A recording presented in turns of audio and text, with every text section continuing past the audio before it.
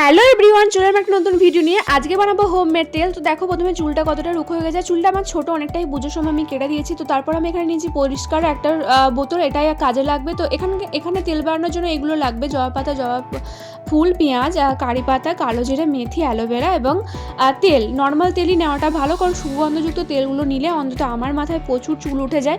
তো সেই কারণে আমি এই হোমমেড তেলটাই ইউজ করি। তো এটা বানানোর জন্য একটা কড়াই লাগবে, যদিও বা কড়াইটা তোমরা ইগনোর করে যাও। ছোটো কড়াই নিয়েছি আমি। এর মধ্যে দিয়ে দেবো অ্যালোভেরা, জবা পাতা, জবা ফুল এবং দিয়ে দেবো কারি পাতাগুলো।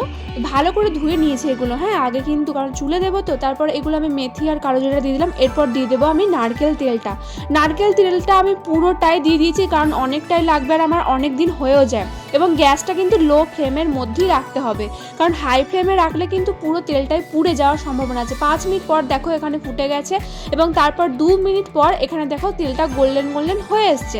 তো আমি এরপর তেলটা নামিয়ে নেব। তেলটা এরপর ঠান্ডা হতে দেব।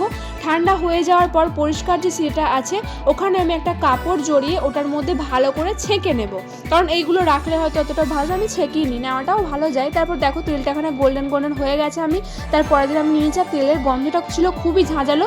তো এরপর আমি আঙুলের ডগায় নিয়ে হালকা হাতে আমি ভালোভাবে মাসাজ করব।